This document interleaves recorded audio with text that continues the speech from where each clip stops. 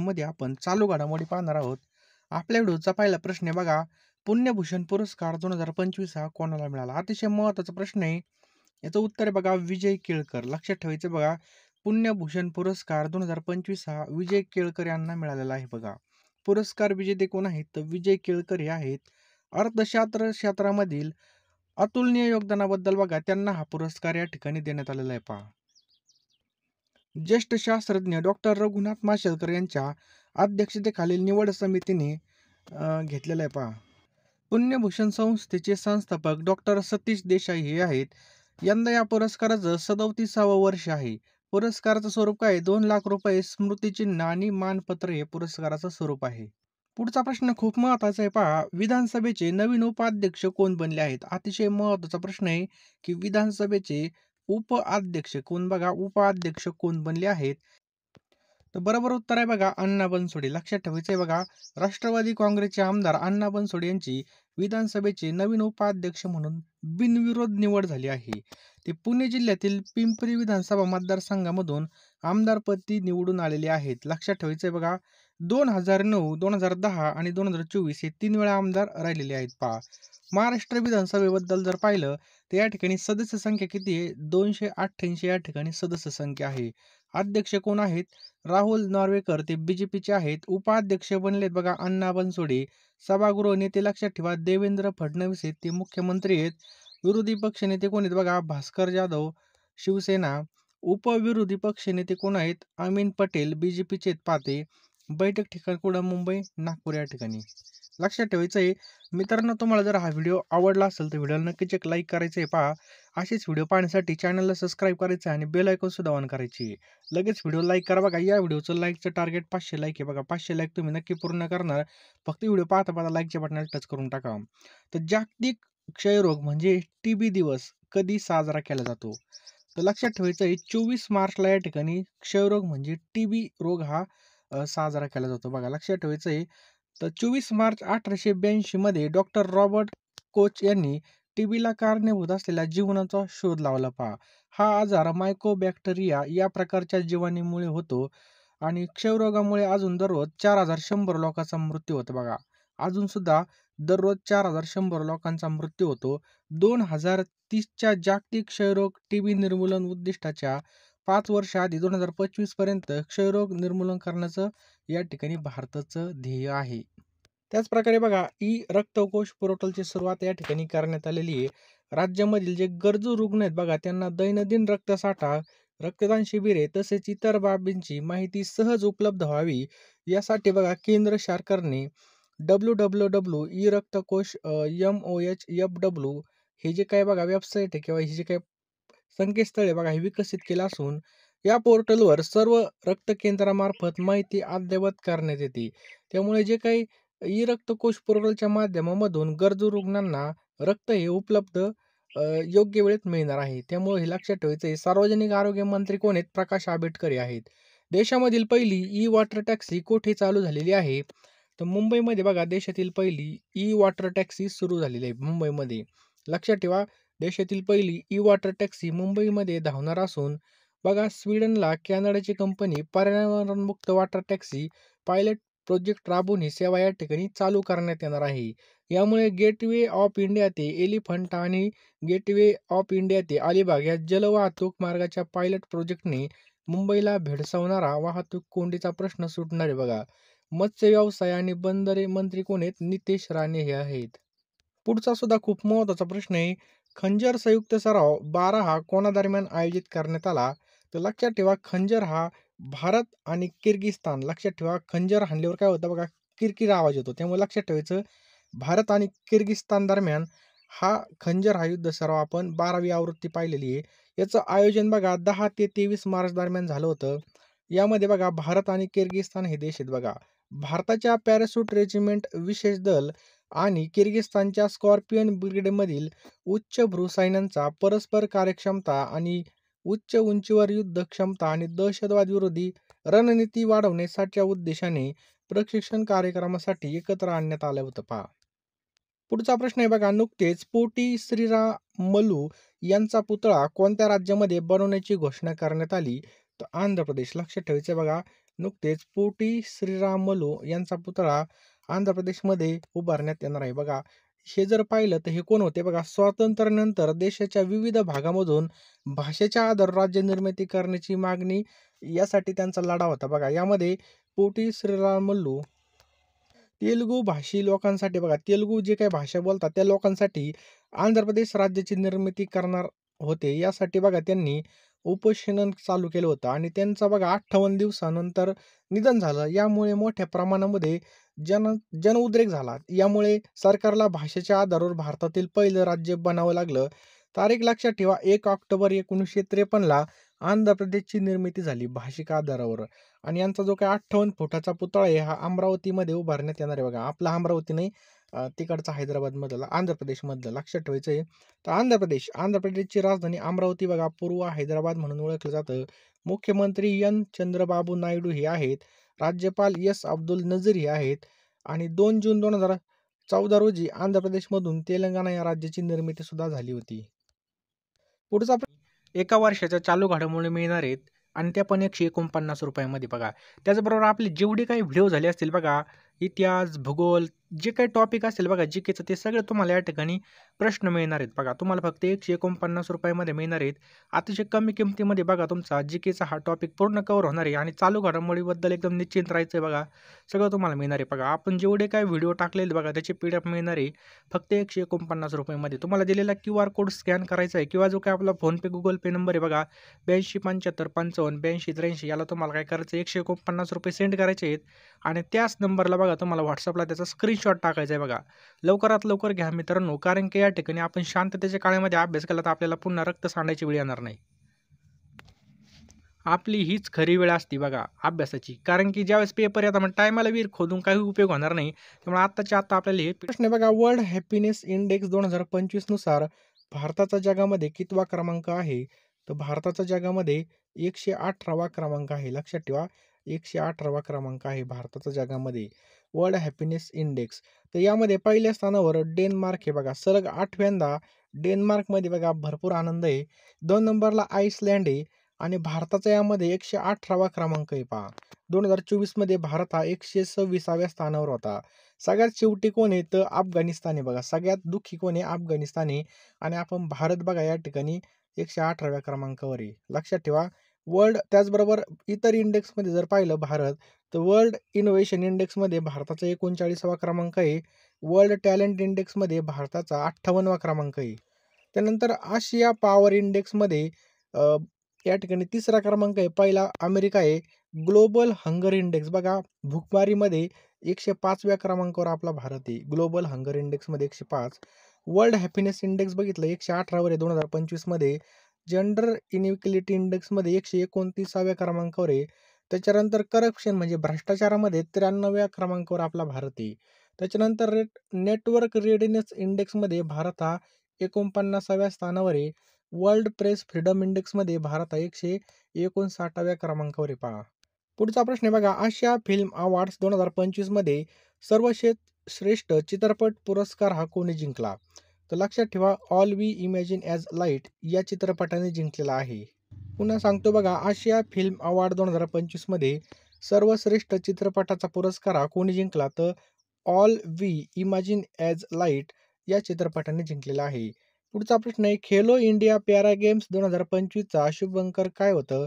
तर उज्ज्वला. लक्षात ठेवा, उज्ज्वला हे खेलो इंडिया पॅरा गेम्स 2025चं शुभंकर आहे बघा. खेलो इंडिया पॅरा गेम्स 2025 याचं एडिशन दुसरं असणार आहे. ठिकाण या ठिकाणी जर पाहिलं तर नवी दिल्ली या ठिकाणी याचं आयोजन आहे. शुभंकर उज्ज्वला चिमणी. कालावधी बघा 20 ते 27 मार्च दरम्यान याचा कालावधी आहे. टॅगलाईन लक्षात ठेवा, हौसलो की उडान, चॅम्पियन्स बियॉन्ड लिमिट्स. त्याच्यानंतर याचं गीत होतं खेलेगा इंडिया, खेलेगा मेरा इंडिया, जीतेगा मेरा इंडिया. बरोबर. त्याच्यानंतर या ठिकाणी जर पाहिलं यामध्ये 6 खेळांचा समावेश आहे. खेलो इंडिया विंटर गेम्स 2025 यामध्ये विजेता कोण राहिलं? तर भारतीय सेना राहिली. खेलो इंडिया युथ गेम्स 2024 यामध्ये 6वं एडिशन होतं. यामध्ये आपला महाराष्ट्र विजेता राहिलेला आहे. रामनाथ गोयंका पुरस्कार कोणत्या क्षेत्रासाठी दिला जातो? तर पत्रकारिता या क्षेत्रासाठी बघा रामनाथ गोयंका हा पुरस्कार देण्यात येतो. तर बघा याचं एडिशन 19व होतं. 2025 मध्ये 27 पत्रकारांना हा पुरस्कार देण्यात आला. किती? 27 पुरस्कार. या पुरस्कार कोणाच्या हस्ते देण्यात आला? तर राष्ट्रपतींच्या हस्ते. याची स्थापना इंडियन एक्सप्रेस ग्रुपने केलेली आहे. रामनाथ गोयंका कोण आहेत? तर इंडियन एक्सप्रेसचे हे संस्थापक आहेत. पुरस्काराची रक्कम किती? ₹1,00,000. पुढचा प्रश्न काय आहे, की जागतिक वन दिवस कधी साजरा करण्यात आला? तर 21 मार्च. लक्षात ठेवायचं आहे बघा, 21 मार्चला जागतिक वन दिवस साजरा करण्यात येतो. नेक्स्ट आहे, कोणत्या तेलुगू चित्रपट अभिनेत्याला UK सरकारद्वारे लाईफटाईम अचीव्हमेंट अवॉर्डने सन्मानित करण्यात आलं? तर चिरंजीवी. लक्षात ठेवायचं आहे, चिरंजीवी. त्याच्यानंतर बघा, nights cross of the order of Denmark हा सन्मान कोणाला प्रदान करण्यात आला? तर विजय शंकर यांना हा सन्मान प्रदान करण्यात आला.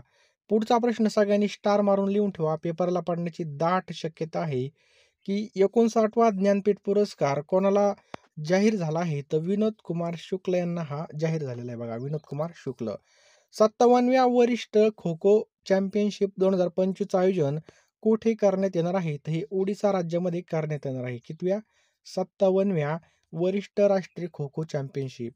ओडिशाचे उच्च न्यायालयाच्या मुख्य न्यायाधीशपदी कोणाची नियुक्ती करण्यात आली आहे? तर हरीश टंडन. लक्षात ठेवा, हरीश टंडन यांची नियुक्ती करण्यात आली आहे. त्याच्यानंतर 67वा महाराष्ट्र केसरी विजेता कोण राहिलेला आहे? तर पृथ्वीराज मोहोळ हे आपलं उत्तर आहे बघा, पृथ्वीराज मोहोळ. अंडर 19 महिला T20 विश्वचषक विजेता कोणता देश आहे? तर आपला भारत देश आहे. टाटा स्टील मास्टर्स 2025 स्पर्धेचा विजेता कोण राहिलेला आहे? तर R Praggnanandhaa. Tata steel masters 2025चा या ठिकाणी विजेता राहिलेला आहे. मेमरी लीग विश्वविजेतेपद 2025 कोणी जिंकलं? तर विश्व राजकुमारने जिंकलेलं आहे. पहिला छत्रपती संभाजी महाराज राज्य प्रेरणा गीत पुरस्कार कोणाला देण्यात आलेला आहे? तर अनादि मी अनंत मी. लक्षात ठेवायचं, यांना देण्यात आलेला आहे बघा. महादजी शिंदे राष्ट्रगौरव पुरस्कार एकनाथ शिंदे यांना देण्यात आलेला आहे. कोणाला? एकनाथ शिंदे यांना. CK नायडू जीवन गौरव पुरस्कार कोणाला देण्यात आला आहे? तर सचिन तेंडुलकरला CK नायडू जीवन गौरव पुरस्कार देण्यात आलेला आहे. विदा करंदीकर जीवन गौरव पुरस्कार 2024ने कोणाला सन्मानित करण्यात आलं? तर खूप महत्त्वाचा प्रश्न आहे. र बोराडे. लक्षात ठेवा, र बोराडे यांना विदा करंदीकर जीवन गौरव पुरस्काराने सन्मानित करण्यात आलेला आहे.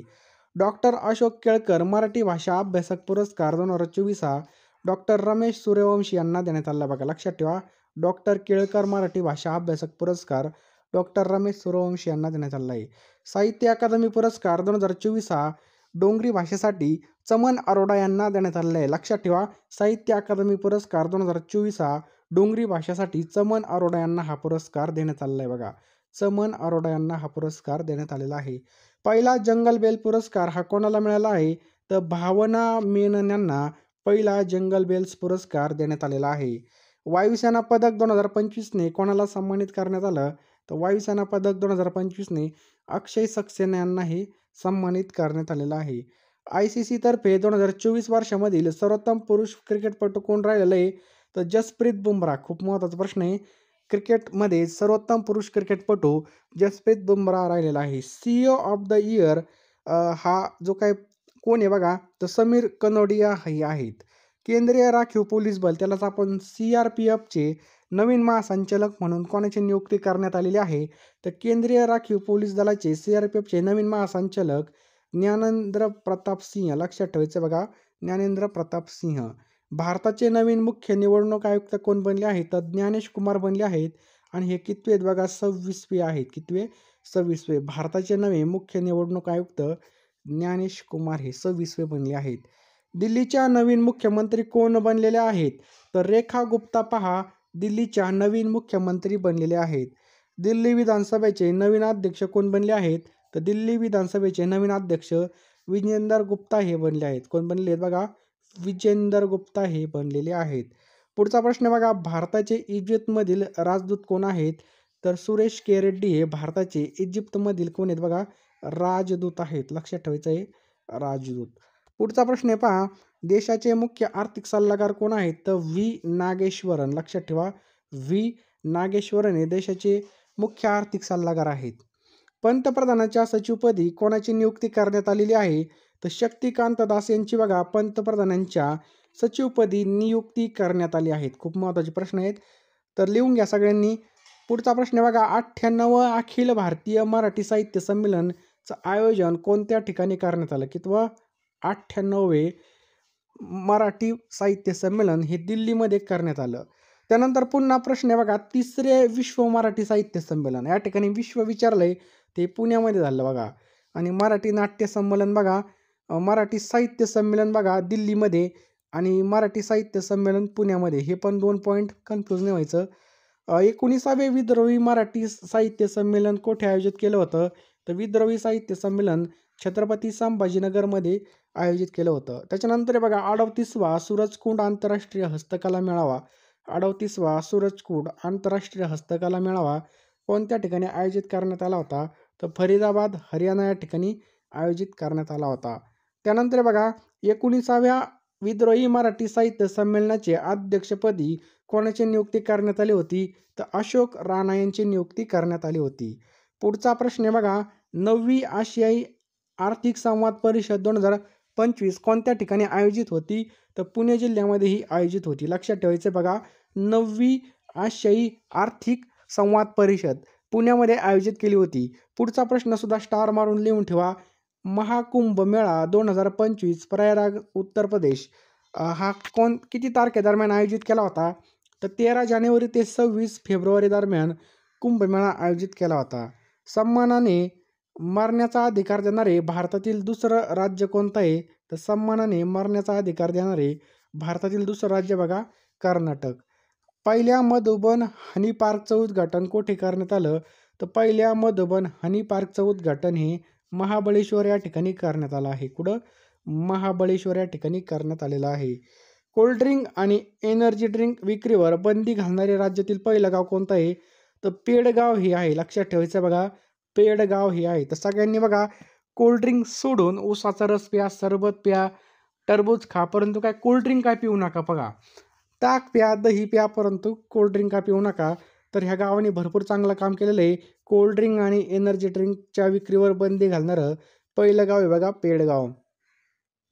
पुढचा प्रश्न खूप महत्त्वाचा आहे. महाराष्ट्रातील पहिलं गुलाबाचं गाव कोणतं आहे? पार सातारा हे बघा महाराष्ट्रातील पहिलं गुलाबाचं गाव बनलेलं आहे. खूप महत्त्वाचा प्रश्न आहे. गुलाबाचा कोणता आहे? पार सातारा. मित्रांनो, व्हिडिओ खूप महत्त्वाचा होता. आजच्या व्हिडिओच्या शेवटी तुम्हाला एक मी प्रश्न विचारणार आहे, त्याचं उत्तर कमेंट बॉक्समध्ये टाईप करायचं आहे. ज्यांनी व्हिडिओ शेवटपर्यंत बघितला त्यांना नक्कीच या ठिकाणामधून फायदा होणार आहे. या व्हिडिओच्या PDF आपलं टेलिग्राम चॅनल नक्की जॉईन करा. डिस्क्रिप्शन बॉक्समध्ये टेलिग्रामची आणि व्हॉट्सअप ग्रुपची लिंक आहे, त्यावर क्लिक करून तुम्ही नक्की जॉईन करा. देशातील पहिलं फ्रोझन झू स्थापन करण्यात आलं आहे, तर पश्चिम बंगालमध्ये याचं स्थापन करण्यात आलं आहे बघा, पश्चिम बंगाल. जागतिक हिमनदी दिवस कधी साजरा करण्यात येतो? तर 21 मार्च. लक्षात ठेवायचं आहे, 21 मार्चला हा साजरा करण्यात येतो. प्रत्येक वर्षी कोणत्या दिवशी शहीद दिवस साजरा केला जातो? तर 23 मार्चला या ठिकाणी बघा शहीद दिवस असतो. कोणत्या दिवशी? 23 मार्चला शहीद दिवस असतो. लक्षात ठेवायचं आहे, 23 मार्च. मित्रांनो, आता या प्रश्नाचं उत्तर खाली कमेंट बॉक्समध्ये आपल्याला टाईप करायचं आहे की सुनीता विल्यम्स पृथ्वीवर परत केव्हा आल्या होत्या? याचं उत्तर खाली कमेंट बॉक्समध्ये नक्की टाईप करा. व्हिडिओला नक्कीच लाईक करा. PDF साठी आपलं टेलिग्राम चॅनल अवश्य जॉईन करा.